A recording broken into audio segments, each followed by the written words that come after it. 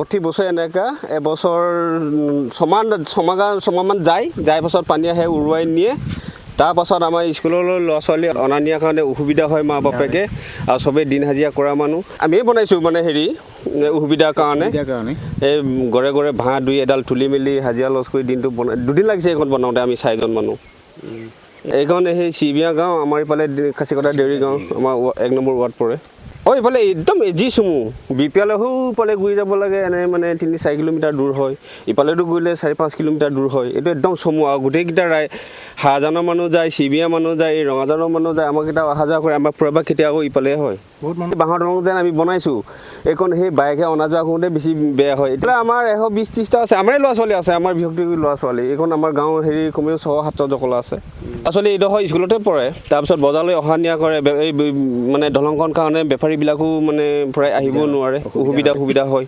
তাৰপিছত ইফালে এই খামটি গাঁৱৰ মানুহবিলাকো ইফালে অহা যোৱা কৰে চৰকাৰৰ আহ্বান জনাইছে চৰকাৰে যদি আমাৰ এই দলংখন RCC দলং দিয়ে আমি নতুন আনন্দ হ'ম আৰু অহাটো আহিছিলে কিন্তু তেখেতলোকে কি কৰিলে নাজানো এতিয়া আৰম্ভ কৰিছিলে আৰম্ভ কৰাৰ পাছত দলংখন নহ'ল তাৰপিছত এতিয়া আমাৰ ৰাইজে ব্যক্তিকভাৱে এতিয়া বাঁহৰ দলংখনকে বনাই স্কুলৰ ল'ৰা ছোৱালীখিনি আপডাউন হ'বৰ কাৰণে তেখেতলোকে বাঁহ 2টা 1টা 4টা 5টা এনেকৈ তুলি এতিয়া বনাই দিছে এতিয়া সমস্যা বহুত হয় এতিয়া আমাৰ গাঁৱৰ এইফালে চিভিয়া এইফালে কাচিকটা এইখিনি ৰাইজ খাৰজান এইখিনি ৰাইজ আপডাউন কৰিবৰ কাৰণে বহুত অসুবিধা হয় অসুবিধাৰ কাৰণে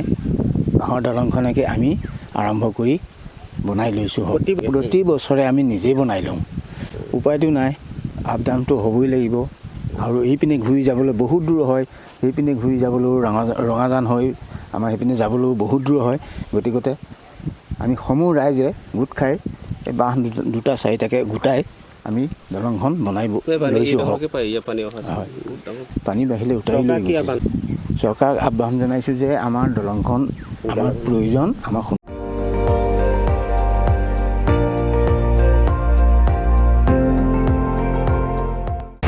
আপুনি চাই আছে ND24